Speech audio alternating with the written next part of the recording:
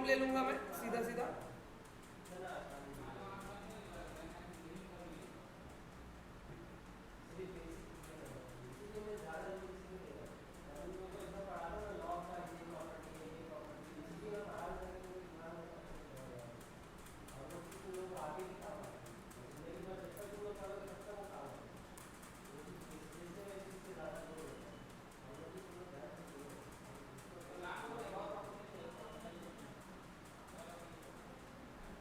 ठीक है, दे रहे हैं।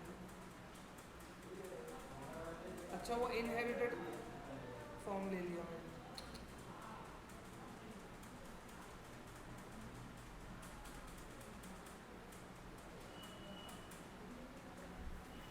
अभी इसको बनाओ।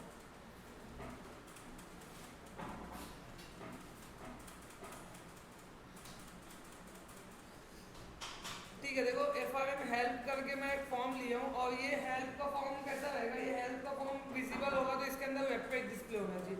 तो वेब पेज अगर मेरे को कोई डेस्कटॉप एप्लीकेशन के अंदर डिस्प्ले करना है तो इसके लिए मैं क्या करता हूँ, यहाँ पे टूल बॉक्स के अंदर मेरे पास एक कंट्रोल है जिसका नाम है वेब ब्राउजर। ठीक है, वेब ब्राउजर कंट्रोल को ड्रैग करके यहाँ पे ड्रॉप किया मैं और वेब ब्राउजर कंट्रोल के अंदर मुझको स्पेसिफाई करना पड़ता है कि कौन सा HTML का पेज ये वेब ब्राउजर में शो होना चाहिए। समझ में आ रहा है क्या बोलो? तो जब ये पेज लोड होगा ना तब हम लोग स्पेसिफाई कर देंगे कि वेब ब्राउजर कंट्रोल का URL क्या है। फॉर एग्जाम्पल ये पेज लोड हो तो गूगल का पेज आना चाहिए, ऐसा मैं चाहता हूँ। तो मैं क्या लिखूंगा यहाँ पे मैं URI करके मेरे पास एक क्लास है, URI क्लास का मैं ऑब्जेक्ट क्रिएट करता हूँ। URI क्लास का मैं U करके ऑब्जेक्ट क्रिएट किया, न्यू URI। ठीक है, ये ऑब्जेक्ट हो गया ऑब्जेक्ट। ठीक है, दे हाँ। तो URI में मेरे को क्या स्पेसिफाई करना पड़ता है, जो प्रॉपर URL है वो। समझ में आएगा? तो मैं लिखा यहाँ पे http://www.google.com, ये मैं URL सेव किया। एक होता है URI, एक होता है URL। ये भी इंटरव्यू में क्वेश्चन पूछते हैं, difference between URI and URL। URL जो होता है वो यूनिफॉर्म रिसोर्स लोकेटर है और URI जो है वो यूनिफॉर्म रिसोर्स आइडेंटिफायर है। दोनों के अंदर डिफरेंशिएशन क्या है? देखो कभी कभी URL कैसा रहता है,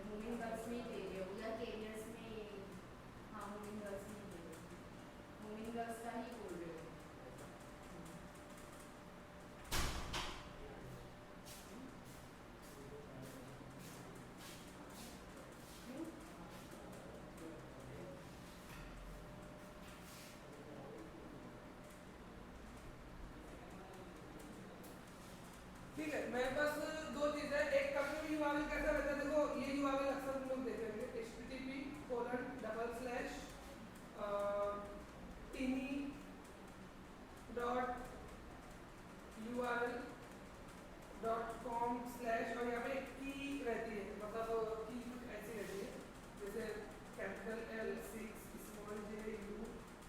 ऐसा रहता है। ये लोग क्या करते हैं पता है कि एक जो नेट के ऊपर जो एक रिसोर्स है ना, वो रिसोर्स का एक आइडेंटिफायर क्रिएट कर देते हैं, मतलब वो रिसोर्स को एक ID दे देते हैं। समझ में आएगा? मतलब फॉर एग्जांपल मेरे को एक फाइल होस्ट करना है क्लाउड के ऊपर, ये मेरा क्लाउड है, मैं इस पे ये फाइल होस्ट करके रखा हूँ, ये मेरा मेन सर्वर पे फाइल है। मैं क्या चाहता हूँ ये नोट्स जो है ना 11th क्लास के जितने भी बंदे हैं वो लोग एक्सेस करें, तो मैं क्या करूँगा इसको एक आइडेंटिफायर दे दूंगा, एक ID स्पेसिफाई करूंगा इसके लिए। फॉर एग्जांपल इसका ID है ये 2L6CJI। ये फॉर एग्जांपल ये सिस्टम जनरेटेड आइडेंटिफायर रहता है और जब तुम टिनी URL क्रिएट करोगे तो उस टाइम पे तुमको ये आइडेंटिफायर बना के देगा। तो ये ID उसने बना कर दे दिया। अब ये tinyurl.com/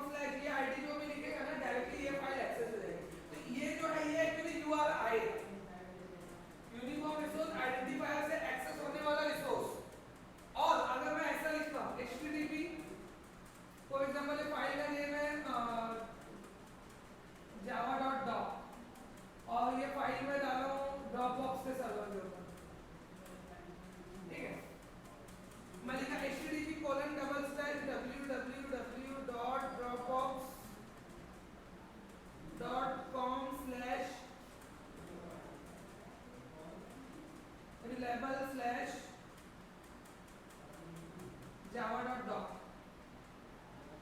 ये है URL।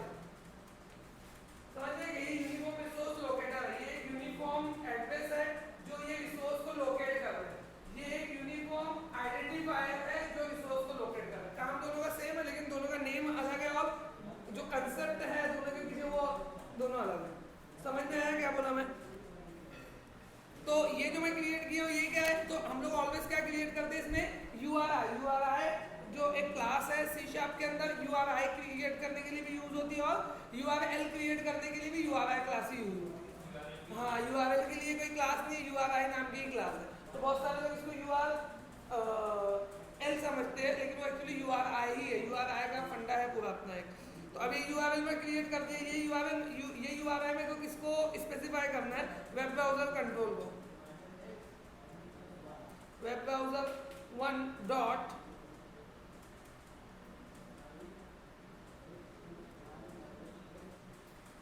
ये URL है।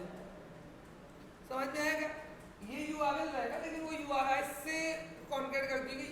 जब तुम इसको कॉल करोगे ना URI को, तो इंटरनली वो URL को ही कॉल करेगा। समझ में आएगा उसके वो? तो यहाँ पर उसने URL प्रॉपर्टी दिया और यहाँ पे मैं U लिख दिया। समझा? URL को मैंने U स्पेसिफाई किया, U के अंदर google.com है। तो जैसे वो हेल्प का फॉर्म खुलेगा तो google.com का पेज आएगा। देखो चेक करते हैं।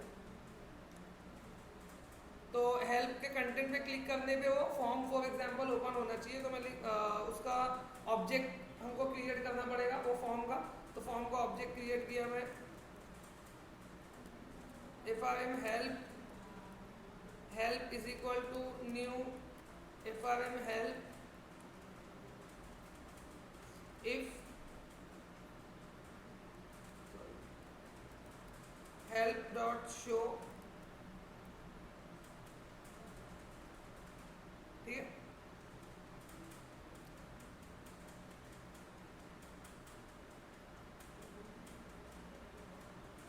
ये ओपन हुआ,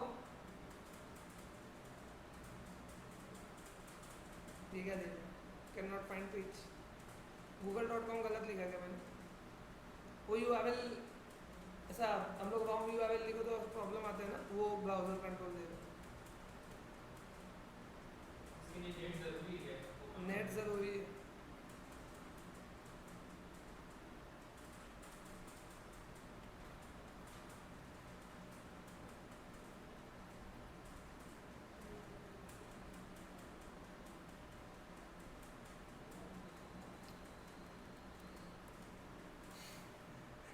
कटले हो गया 4 बार डर। समझ में आया क्या? वो कोई आदमी मिस्टेक करेगा।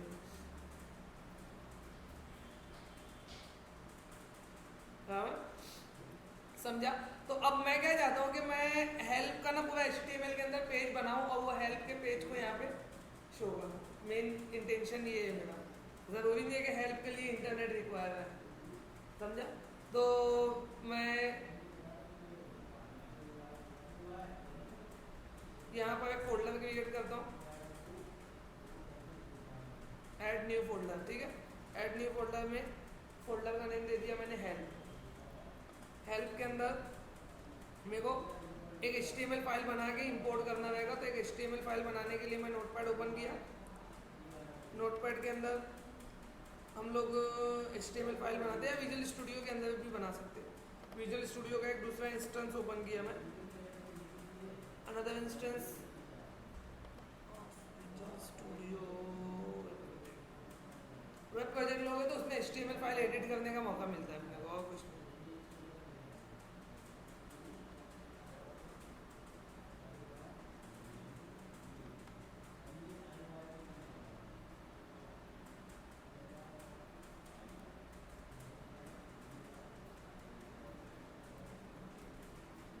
help.html फाइल नॉर्मल जो है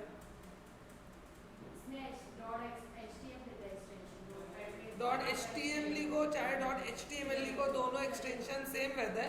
क्योंकि W3C जो कंसोर्टियम है, मतलब जो उसकी स्टैंडर्ड ऑर्गेनाइजेशन है, पहले स्टार्टिंग में जो HTML का एक्सटेंशन था .html ही यूज़ होता था। लेकिन बाद में जो मैक OS है और सिस्टम है वो मोर देन 3 कैरेक्टर ऐसे एक्सटेंशन सपोर्ट नहीं करते थे, तो इसके लिए उसको शॉर्ट कर दिया गया। जैसे पहले एक्सटेंशन था JPEG और अब हो गया JPG, बराबर। पहले JPEG था, अब हो गया JPG। बहुत सारे एक्सटेंशन को शॉर्ट कर दिया उन्होंने। जैसे हर एक्सटेंशन जो है आफ्टर डॉट जो है वो 3 कैरेक्टर ही सपोर्ट करते हैं, जैसे MP3, MP4, AVI, समझ में आएगा, JPG, PNG, MNG। तो JPEG था तो उसको JPE का कट कर दिया, JPG बना दिया उसने। ये जो एक्सटेंशन था HTML था तो HTM कर दिया, समझ में आया।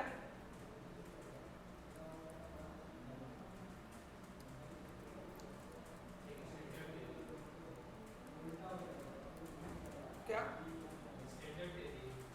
हाँ, स्टैंडर्ड एरिया। फॉर एग्जांपल अब मेरे को हेल्प में क्या बताना है, शॉर्टकट बताना है सबका। शॉर्टकट का एक साइड शॉर्टकट की रहेगी और एक साइड क्या आना चाहिए, उसका डिस्क्रिप्शन आना चाहिए। तो शॉर्टकट की उसका डिस्क्रिप्शन लेने के लिए मैं यहाँ पे लिखा HTML पता है ना, TRTD सिंपल, ये पता है, CTRL प्लस Ctrl+C कॉपी। तो यहाँ पे एक और टेबल वो ले लेता हूँ मैं, टेबल वो TR और उसके बाद TH टेबल हेडर लिया मैं। टेबल हेडर के अंदर लिखा शॉर्टकट की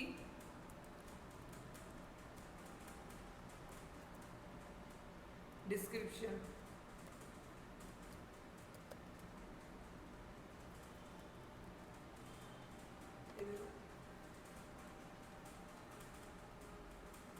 है ना, तो ये ऐसे टेबल आगे बढ़ते जाएगा। तो इसको तुम लोग बना लेना, HTML बना सकते हो ना, जितना जाए उतना फॉर्मेट करके। तो अच्छे से अच्छा फॉर्मेट बनाने का HTML का, अच्छे से अच्छा टेबल बनाने का, प्रॉपर स्टाइल शीट्स कनेक्ट करने का, उससे स्टाइल शीट्स कनेक्ट कर सकते हो तुम यहाँ से। ये के अंदर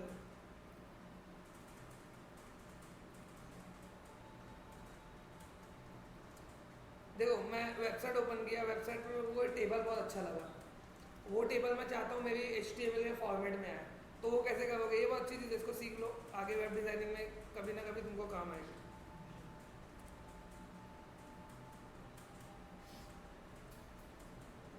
कौन सी वेबसाइट से टेबल मिलेगा, मैं वो सोचूं कौन सी वेबसाइट पे टेबल मिलेगा, है कोई याद है? टेबल आता है उस पर, बोलना, यू हैव ऐसा।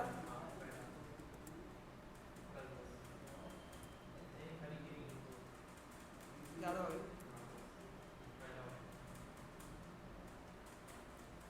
टेबल आता है ना, टेबल आता है कि नहीं आता, बाद में बोलना नहीं आता, क्योंकि बहुत हैवी पेज है, ऊपर ही दे रहे थे कितने फिशिंग वगैरह ब्लॉक हो। नहीं है भी टेबल, अब कहाँ है? अब तो बोले मैं मोबाइल पे खोलता था, मेरे को PC में समझ नहीं आया, ये बोलने वाला है। इसको अपने रईस की है ना, अच्छा टेबल है।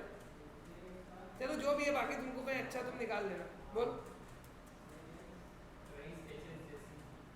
रईस HSJC.com आ गया नीचे।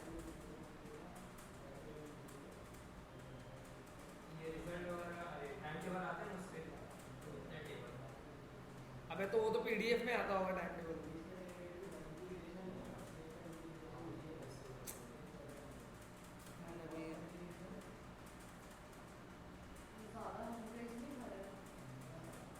क्या अरे बहुत देखी जा रहे हो, यहाँ पे मन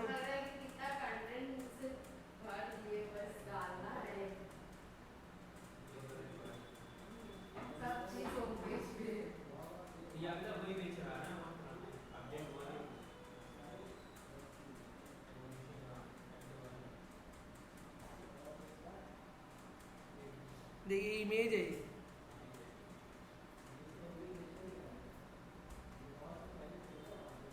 माँ घटिया वेबसाइट है। ये टाइम टेबल टीचर्स का इस पे डिस्प्ले है, टीचर्स टाइम टेबल इस पे डिस्प्ले नबील सर का है क्या नाम? अरे किसका तो है, नाम तो देख किसका है, जिसका नाम अभी बोला था। जाने दे, मैं ढूंढता हूँ, मैं सोचना पड़ेगा मेरे को एक आध वेबसाइट। सच्ची वेबसाइट का हम लोग की है, मुझे लगता है सबसे घटिया हम लोग की होगी वेबसाइट।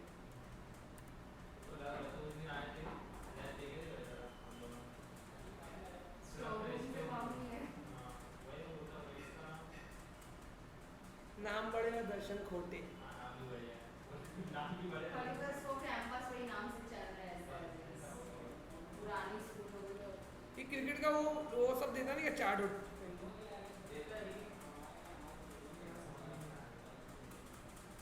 क्या ना भाई, इतना क्रिकेट देख कर क्या मतलब होता है?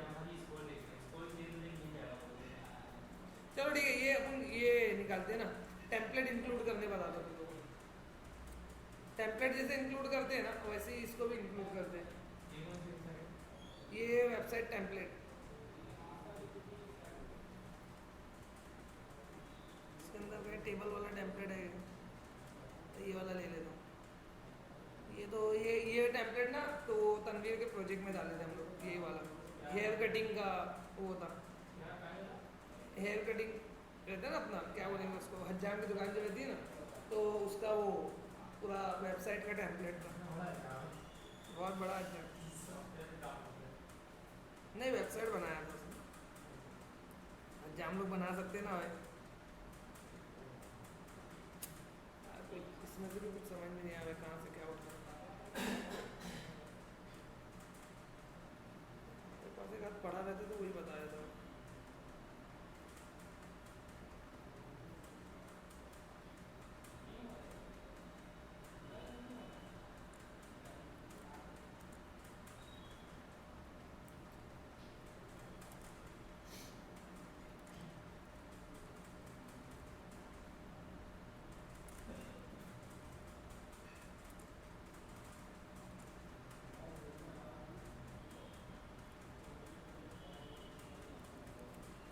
चलो मिल गया। ये ऐसी सी एस एस फाइल तुमको टेम्पलेट में मिल जाती है। वो सी एस एस फाइल के अंदर क्या रहता है, पूरा फॉर्मेट रहता है, उसको ना कॉपी कर लेने का। ये सी एस एस फाइल मेरे को मिली, या तुम लोग नेट से भी डाउनलोड कर सकते हो, कोई भी फॉर्मेट के लिए सी एस एस फाइल रहती है। तो उसको मैं कॉपी करके डी ड्राइव में पेस्ट किया, बराबर। ये मेरी style dot C S S file है। अब इसको क्या करने का, प्रोजेक्ट में लोड करने का।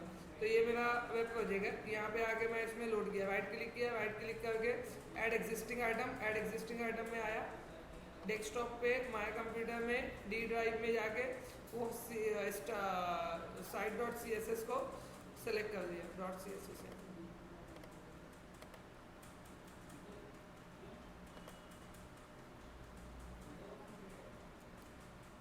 क्या था, style dot C S S था, style dot C S S को ऐड कर दिया। Style dot C S S यहाँ पे ऐड हो गई, ये पूरा सी एस एस का कोड है, ये इतना। ये तुमको नेट वगैरह से कहीं से भी मिल जाएगा। इसको खाली फॉर्मेट करना रहेगा। फॉर्मेट कैसे करने का, अभी ये सी एस एस आ गई ना मेरे पास, इसको क्या करने का, ड्रैग करने का और हेडर सेक्शन में ड्रॉप कर देने का, ये कोड लिखा हुआ आया है। समझ में आया? अब पेज के फॉर्मेट देखो, पेज का फॉर्मेट, ये तो गायब ही हो गया। क्यों गायब हो गया वो समझ में आया?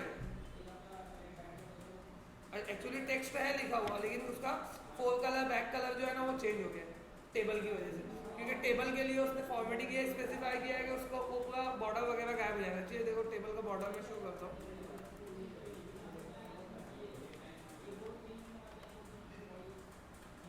ये अपना टेबल का border.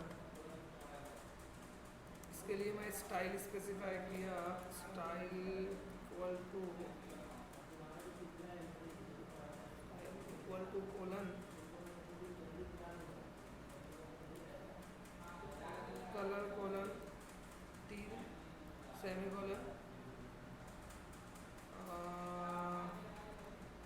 Back colour colon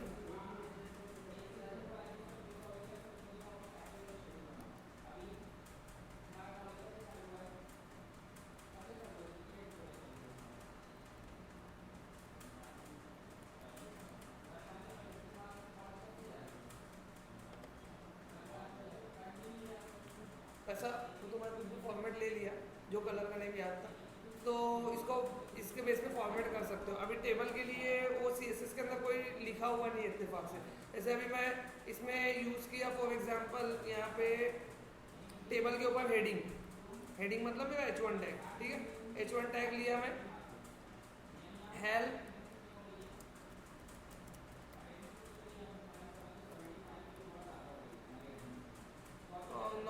notepad version 2,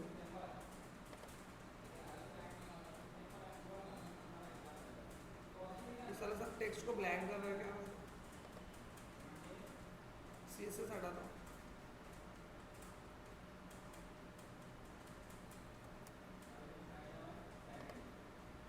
अब इसे एक्चुअली क्या था ना, वो फॉर्मेटिंग उसने सेट किया होगा, कुछ वाइट आउट कलर लिया होगा, वाइट कलर हो जाए, वाइट पे वाइट कलर दिखने वाला नहीं है, इसके लिए वो H1 दिख नहीं है, इसके लिए फॉर्मेटिंग निकालने मतलब वो CSS प्रॉपर फॉर्मेट नहीं हो रही है मेरी वेबसाइट के लिए। अगर तुमको पूरा टेम्पलेट मिल जाता है कैसे उसमें CSS वगैरह मिल जाएगी, तो क्या करने का, सिर्फ कंटेंट एडिट करते चले जाने का। मतलब वहाँ पे लिखा रहेगा एंटर योर वेबसाइट नेम, तो वेबसाइट नेम लिख देने का, एंटर योर टेक्स्ट नेम, तो टेक्स्ट नेम फिल करते चले जाने का। पूरी एक HTML फाइल बन के मिलती है, उसको उठा के नेक्स्ट फोल्डर में कॉपी करने का और अपने प्रोजेक्ट में अपेंड करने का उसको, सीधा सीधा पूरा पेज तुमको बनाया मिलेगा, समझे।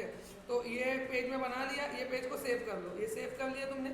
सेव करने के बाद यहाँ पे राइट क्लिक करने का, राइट क्लिक करके open folder in Windows explorer.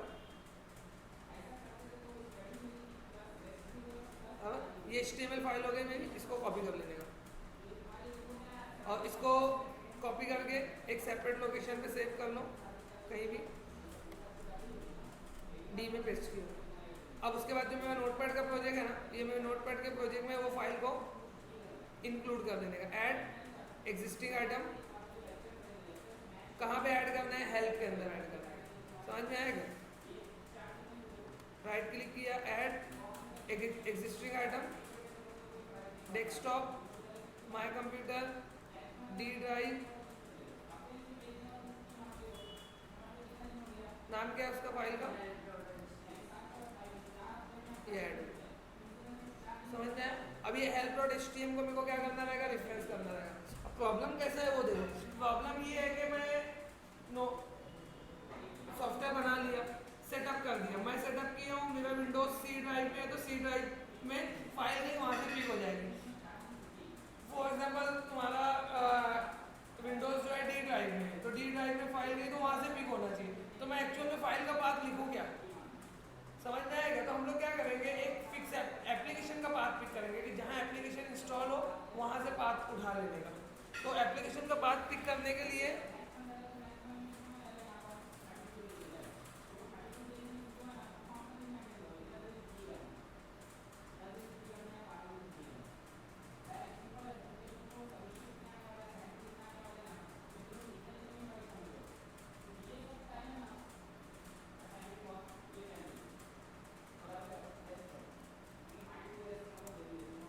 string path is equal to application dot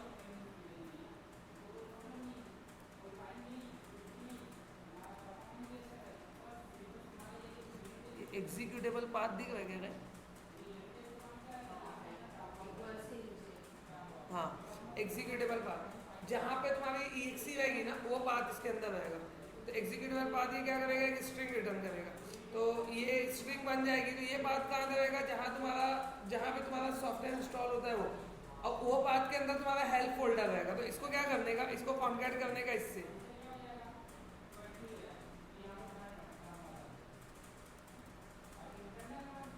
बराबर ना,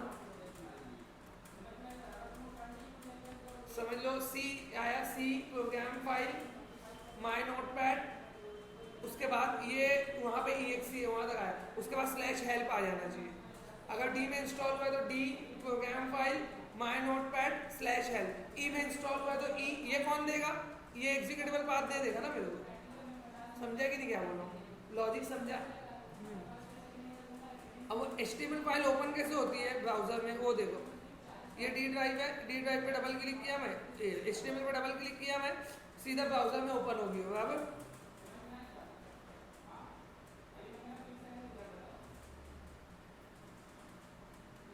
ये फॉर्म में होती है बराबर। तो ये मेरे को रिक्वायर रहेगा, इसको कॉपी कर लेने का। अब help.html से पहले तक का कंटेंट तो आ जाएगा ना मेरे पास, तो खाली कॉन्कैट क्या करना है, help.html।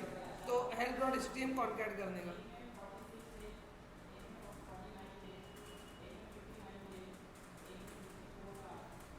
समझा ना। अब वो ऑटोमेटिक को वहाँ से पिक कर लेगा जहाँ पे एग्जीक्यूटेबल रहेगी वो। लेकिन ये एरर दे रहा है, तो इधर भी 2 स्लैश, इधर भी 2 स्लैश। इसकी मीनिंग बताया था, वो एक मेटा कैरेक्टर कंसीडर करता है, स्लैश एन स्लैश टी वगैरह कंसीडर करता है Meta character.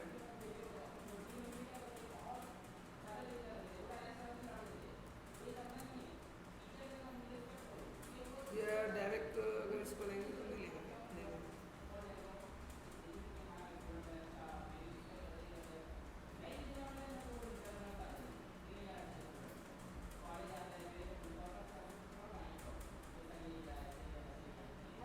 Can't find page।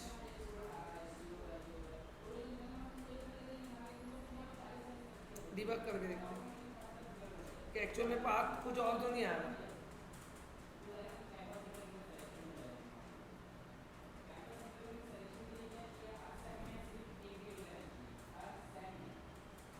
क्या बना, C user Fahad document visual studio 2010 project notepad version 2 bin debug. बहुत बड़ा बात है। अभी देखो मेरा माय डॉक्यूमेंट में तो ऑटोमेटिक उसने एग्जीक्यूटेबल का पाथ पिक कर लिया। ये क्या है, अच्छा हाँ, ये पूरा EXE तक भी आ जा रहा है ना, ये नहीं चाहिए अपने को। समझ में आएगा, ये समझेगी नहीं क्या बोला मेरे को, ये एग्जीक्यूटेबल फाइल नहीं चाहिए। फिर कैसे करेंगे,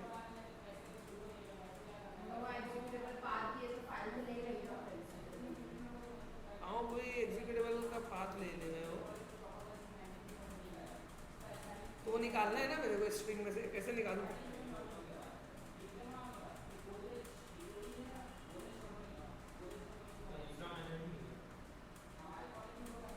दूसरा मुझे देखना पड़ेगा, देखता हूँ।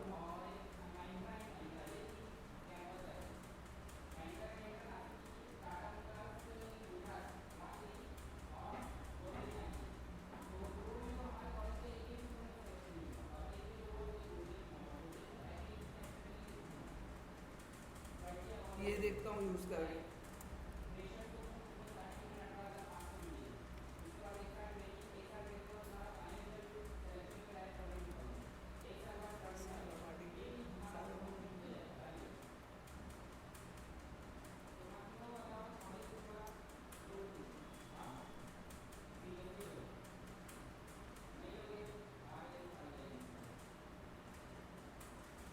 अभी आएगा, अभी एग्जीक्यूटेबल नहीं आया ना, ये है कि नहीं पहले वो देखो।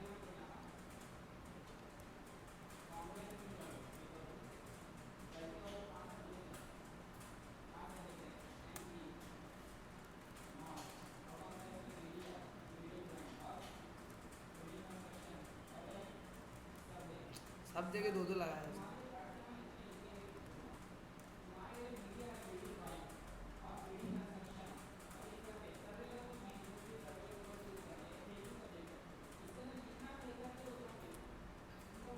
नहीं है,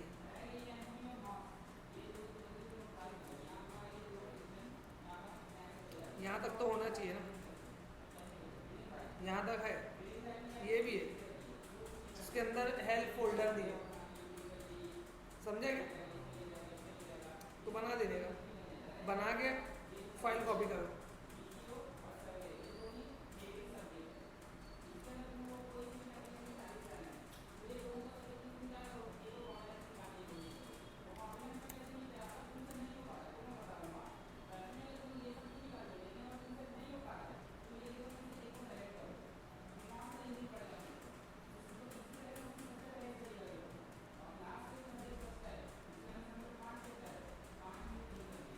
आया,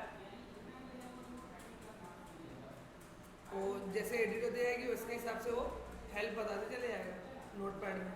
तो ये पूरा वेब पेज मैं शो कर सकता हूँ। ऐसे हेल्प का रहता है ना, वो माइक्रोसॉफ्ट वर्ड ओपन कर दो तुम, उसके हेल्प में जो अलग विंडो खुलता है, पूरा वेब पेज रहता है वो एक्चुअल में वेब पेज यही रहता है।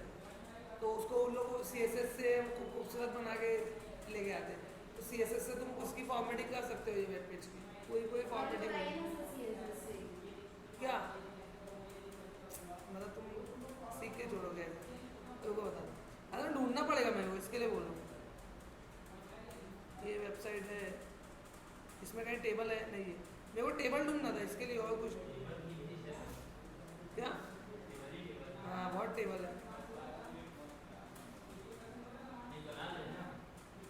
अबे CSS बनाने बहुत टाइम लगता है, छोटा मोटा रहता है तो मैं खुद ही कोड कर डालता हूँ, इतने के लिए मैं रुकता नहीं हूँ जल्दी।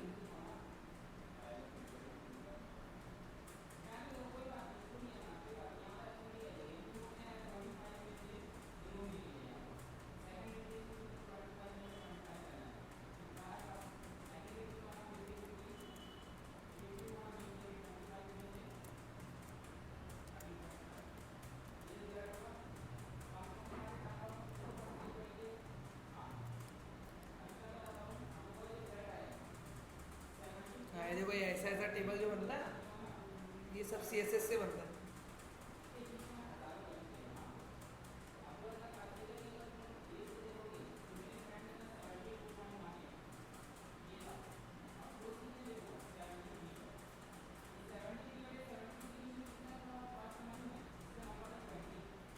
हाँ ये है, ये इमेज है, इमेज में से नहीं निकाल सकते हम सोचना मत ऐसा।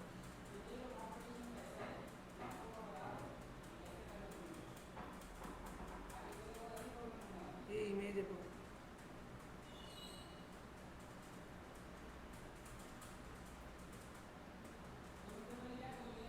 डेमो, पहले ऑनलाइन डेमो देखते हैं कैसा है टेबल, ये ऐसा है देखो। तो अभी ये समझ लो ये वेबसाइट है, तो जाने दो, मिल गया। ये समझ लो वेबसाइट है, ऑनलाइन चल रही है, मेरे को इसका टेबल बहुत पसंद आ गया, मेरे को इसका टेबल चाहिए। सीधा क्या करने का, राइट क्लिक करने का, इंस्पेक्ट एलिमेंट, मेरा कोड इसमें से ना, ये इसका टेबल है बराबर, ये पूरा ये इसका पूरा टेबल है। तो ये टेबल को फॉर्मेट करने के लिए ना उसने कौन सी क्लास यूज किया वो देखने का। क्या यूज किया है, ऑड रो करके क्लास है, दिख रहा है, दिखा क्या, class equal to odd row, class equal to odd row, जहाँ पे ऑड रो आएगा तो वो चेंज करता है, ठीक है।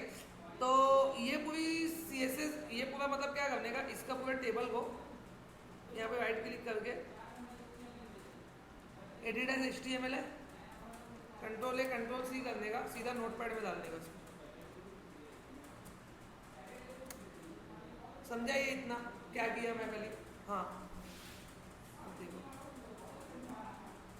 इसको इतना करके सेव कर दो। इसको नॉर्मल एक पेज बना लेता हूँ मैं HTML का। HTML आता है ना, बड़ा मैं बताया चला यार।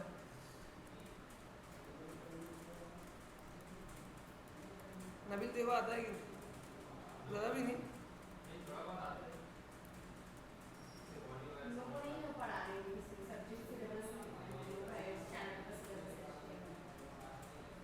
ठीक है, मैं इसको एक फॉर्मेट पेज बना दिया। अब यहाँ मेरे को क्या करना है, हेड के अंदर लिंकिंग करना है। तो लिखने का, अभी कुछ लिखने का, यहाँ से ये स्टाइल दिख रहा है, स्टाइल शीट्स, ये पूरी टेबल के लिए डिफाइन किया देखो उसने। तो इसको क्या करने का, पूरा कॉपी कर लेने का। समझ में आया। तो देखो और भी है नीचे, TR के लिए भी रहेगा, तो एक एक के लिए निकालने का, पहले टेबल टैग के लिए, फिर TR के लिए, फिर TD के लिए। तो उठा के CSS में पेस्ट कर देना है, CSS कनेक्ट करना है, टेबल तुम्हारा फॉर्मेट होगा। फिर जब तुम जितना भी टेबल लोगे ना सब वैसे आएगा। समझा नहीं समझा, ऐसे बनता है प्रोजेक्ट 1 महीने में, और बच्चे तो हैरान रहते हैं कैसे बनता है। अगर तुम लोग सीख गए तो तुम लोग को प्रोजेक्ट दे सकता हूँ ये साल में, अगर बनाना सीख गए तो। डेस्कटॉप वेब सब मिक्स आएगा। तो मैं कनेक्ट करने की जगह ना इधर स्टाइल एट्रीब्यूट लिख देता हूँ।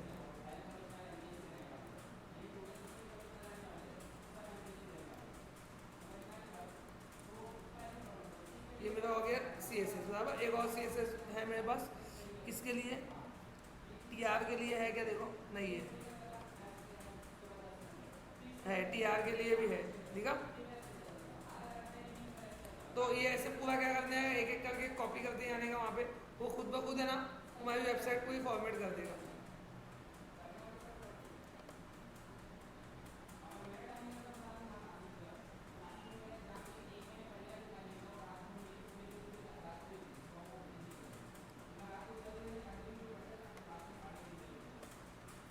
मैं पूरी CSS डाउनलोड कर लेता हूँ इसकी, ये देखो पूरी CSS डाउनलोड करके देती हूँ, पूरी CSS भी एक साथ करने, ये तो भी डाउनलोड का ऑप्शन दे रहा है तो, लेकिन कभी मेरे को पसंद आया और डाउनलोड का ऑप्शन नहीं है तो फिर तुमको वही मेथड फॉलो करना पड़ेगा, एक एक टैग निकालने का, एक कॉपी करते जाने का CSS में, उसको भी कनेक्ट कर देगा।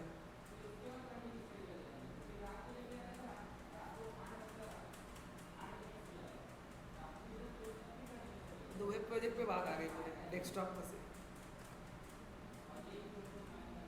मैं इसको कल बोला वही बात कि तुम लोग को अगर तुम लोग बोलते हैं ASP.NET तो ASP.NET भी बताता मैं, लेकिन अभी ये क्या है।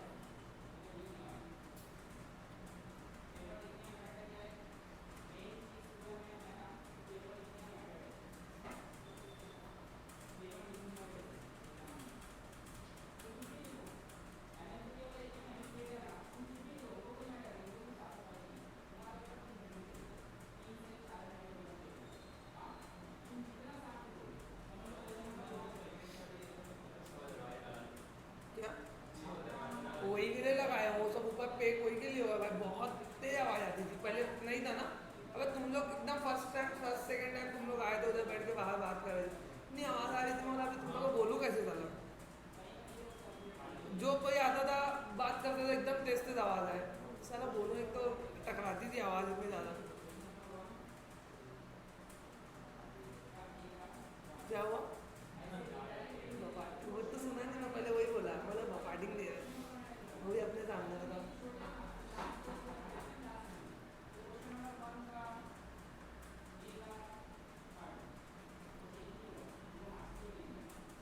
देखो ये इसका पूरा स्टाइल है, कॉपी, अपना नोटपैड किधर है, ये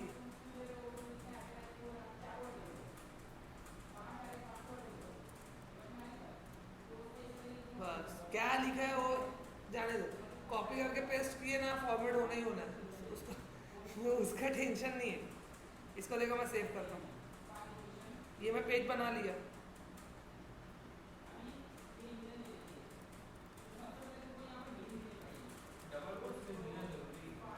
वो ना माय table.htm.txt से वो कर देगा, वो browser.txt फाइल को रीड नहीं करता है,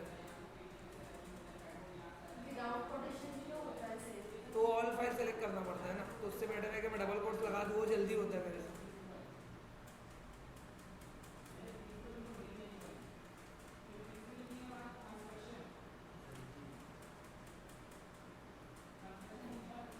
आया, ये अपन बनाए ये पेज, अब इसको मेरे को एडिट करने का है, क्या कुछ नहीं,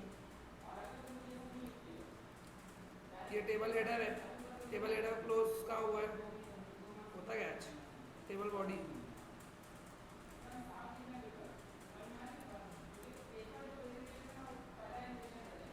ऐसा है क्या?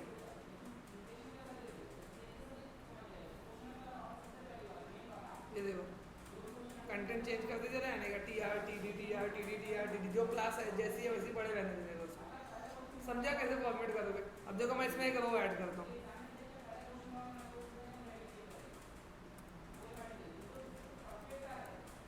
TR एक रो ऐड किया मैं, इसमें मेरे को चाहिए TD देखो अभी ये क्या है कि क्या table division, table row table division, TH table header, यहाँ पे मैं क्लास दे दिया, क्लास कौन सी मेरे को स्पेसिफाई करना है वो, तो पहले क्या लिया इसने, odd row first row, odd row first row, odd row first row, तो अब क्या आएगा ऑड रो, समझा क्या, समझा कि नहीं कि बस कभी ऐसी बोल दी, समझा ना। और वो समझा ना, एक फर्स्ट हो फिर ऑड हो, क्या नहीं ताक अदद का मसला नहीं है, मतलब क्यों किया वो समझा कि नहीं, टेबल के एक रो अलग कलर की एक रो अलग कलर की, इसके लिए वो तो मैं समझा, ताक समझा तो वो मैं समझा, मैं क्यों किया वो बोल रहा हूँ। तो यहाँ पे क्या लिखा है पहले मैं देख लूँ, क्या लिखा है इसने, post this stuff on interweb, test text, TD close हुआ, एक और टीडी लगेगा बराबर, क्या लिखना है 100%, 90% लिख देता हूँ,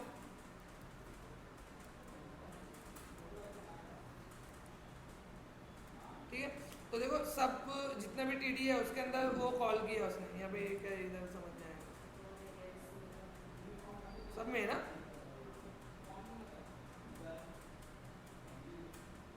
टीआर में class first, then class last, 100% कहाँ लिखा है, हाँ वो थर्ड वाले में, थर्ड वाले में, इसमें कुछ नहीं है, थर्ड वाले में टीडी क्लास लास्ट है ना, और क्या लिखना है वहाँ, यस नो,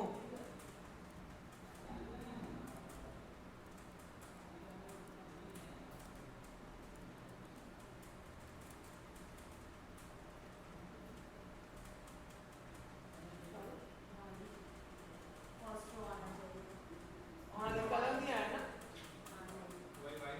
वाइट वाला ही कॉपी किए ना, ऑड रो कॉपी किए ना, फर्स्ट रो कॉपी करते तो डार्क कलर की रो आती। अच्छा मैं फर्स्ट रो तो लिखा था, अच्छा ऑड रो लिखा है,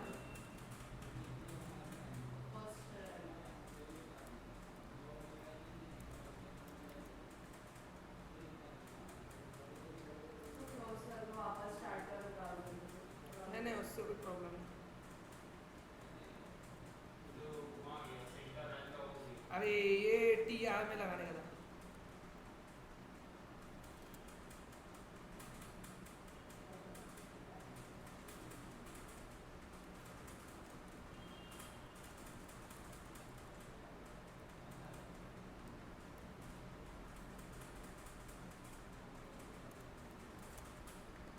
बस टीडी में लगाया ना, मेरे को रो के लिए स्पेसिफाई करना था, एकदम सेम आया ना, अब जितना कंटेंट ऐड करना है वैसे ही ऐड करने का, और अगर मेरे को लूप से करना है तो मतलब मेरा डेटा डेटाबेस में है और डेटाबेस का डेटा ऐसे दिखना चाहिए मेरे को, तो फिर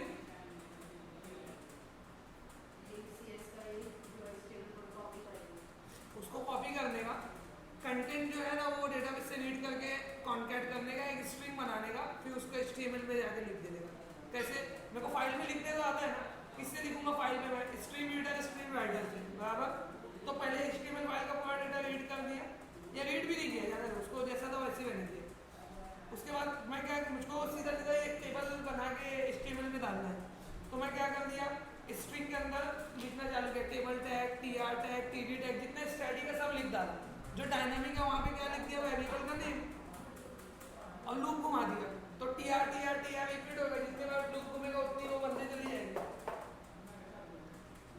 कुछ लॉजिक समझा मैं क्या बोला, अब पेज लोड होएगा, लूप घूमेगा, स्ट्रिंग बनेगी, HTML को मिलेगा, HTML को सीधा टेबल दिखेगा, उसको क्या मालूम टेबल कहाँ से, अब अगर किसी ने राइट क्लिक किया देखा लॉजिक देखना है तो उसको लॉजिक भी नहीं दिखेगा, क्योंकि वो तो कॉन्कैट होकर कहीं और से आएगा, उसको कैसे मालूम पड़ेगा कि स्ट्रिंग तो मैं जो भेजूंगा HTML में वो मेरी कन्वर्टेड स्ट्रिंग दिखाएगा, मैं स्ट्रिंग कैसे बनाया वो थोड़ी दिखाएगा, बात समझ में आई क्या बोला।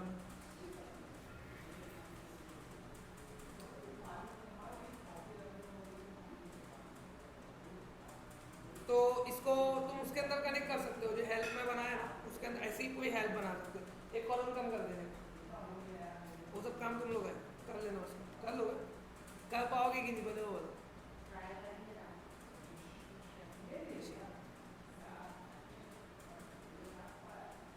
प्रैक्टिस कर रहे हो कि नहीं, कि खाली वो बताते यार वो सब, क्या बताने का था मैं भूल गया, हाँ हेल्प हेल्प,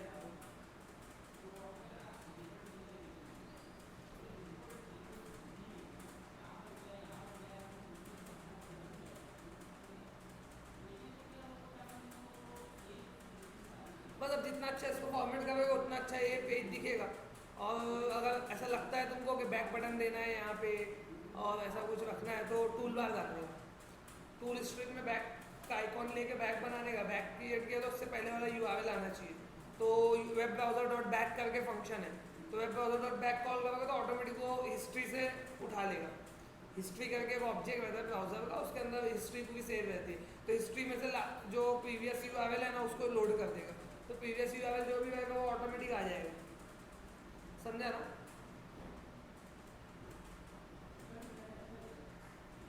ये देखो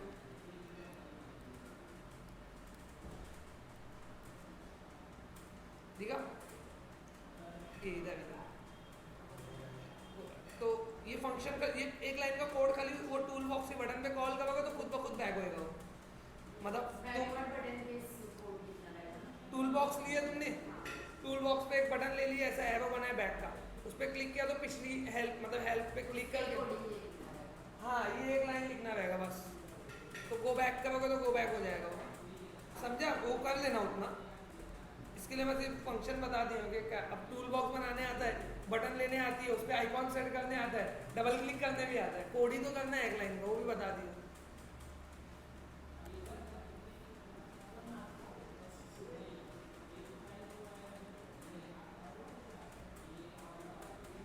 अब एक नई एप्लीकेशन लेते, ये मेरे ख्याल से कंप्लीट हो गया। इसमें कुछ सीखने को मिला कि नहीं है एप्लीकेशन?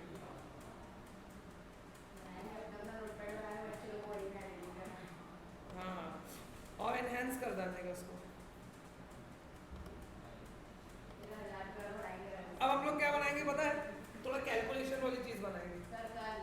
अभी नहीं, अभी मैं कल ही वो दे रहा हूँ, क्या बोलते हैं उसको, क्या बोलते हैं उसको, SRS specification requirement document, SRS बोलते हैं ना, SRS कैसा रहेगा कि मैं मुझको एक कैलकुलेटर बनाना है, कैलकुलेटर के अंदर हर कैपेबिलिटी रहेगी। वो बाइनरी टू डेसिमल कन्वर्ट करना चाहिए, डेसिमल टू बाइनरी करना चाहिए, बाइनरी टू हेक्साडेसिमल करना चाहिए, हेक्साडेसिमल मैं 3 कलर की वैल्यू वाला कैलकुलेटर बनाने का ये वाला साइंटिफिक एफेक्ट्स वाला ये सिंपल नहीं है, शायद तुम लोग कभी इसका ये रूप देखे नहीं है। हाँ नहीं देखे थे, देखे ना? हाँ तो ये वाला रूप बनाने का अपने को इसका। एक सिंपल सिंपल नहीं, बहुत खतरनाक है। एफेक्ट्स का है इसमें, एफेक्ट्स तो फंक्शन वाला ना, तो वो एफेक्ट्स का है इसमें, तो तुम बोल रहे हो साइंटिफिकली आ जाता है ना ये कैलकुलेटर। वो एफेक्ट्स वाला ये।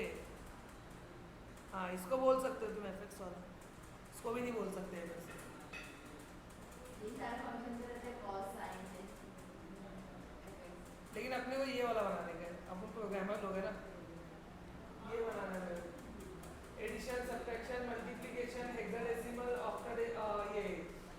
ऑक्टल नंबर, बाइनरी नंबर, ये तो मेरे को पता नहीं क्या है, ये मेरे को आज तक समझा नहीं क्यों यूज़ करते हैं, क्यू वर्ड डी वर्ड जो वर्ड यूज़ करते हैं वो कुछ ऐसा कंप्यूटर इंटरनली ना कुछ वर्ड्स कंसिडर करता है, वो उसमें यूज़ करते थे माइक्रो प्रोसेसर के अंदर, तो ना कुछ कन्वर्जन यही का रहता है। तो ये तो आता है तो बनाने का सवाल नहीं है। बाकी एडिशन सब्ट्रैक्शन तो जानेंगे ना, एडिशन सब्ट्रैक्शन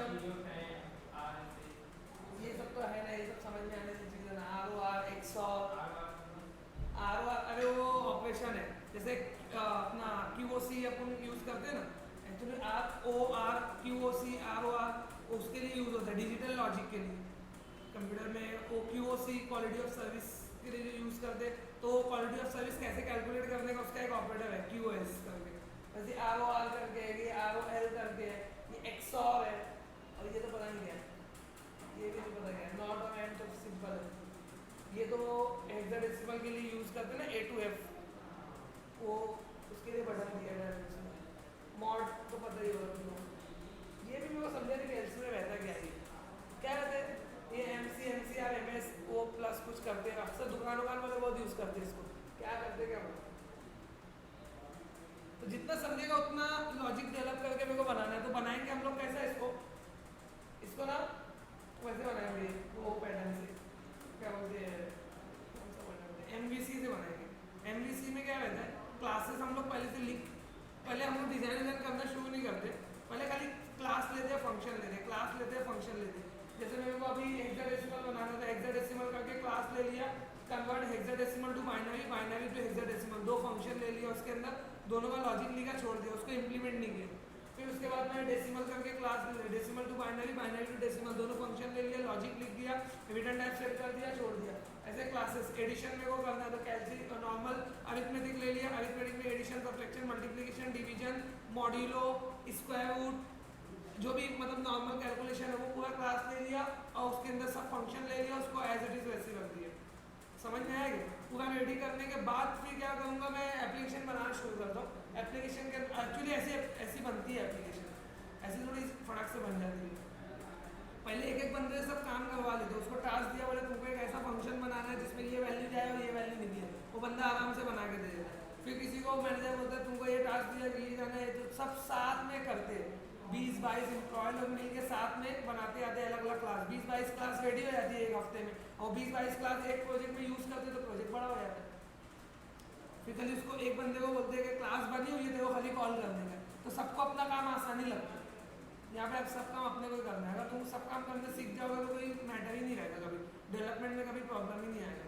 मेरे को तो स्क्रैच से, हालांकि कोई बंदे को स्क्रैच से एप्लीकेशन बनाने देता नहीं, मेरे को लास्ट दिन जो था ना, लास्ट 2 दिन जिस दिन खुद तक आया था, उस दिन मेरे को स्क्रैच से एप्लीकेशन बनाने दिए, मतलब न्यू प्रोजेक्ट ले न्यू बना। मोस्टली ऐसा होता नहीं पूरा, मतलब मैं तो जूनियर डेवलपर हूँ ना अभी, तो जूनियर डेवलपर को क्या मिलता है, ऑलरेडी सीनियर लोग कोड करके देते हैं, उनके फंक्शन को कॉल करता है। मैं तो पूरा कोड कराया था उसमें दिन भर, पूरा मतलब दिन भर बिजी रखने का था उसको, मेरे को बस दिन भर कोड कराया। मेरे को उससे कोई तकलीफ ही नहीं है, दिन भर कोड करा, वैसे भी मैं दिन भर कोड करता हूँ यहाँ पे।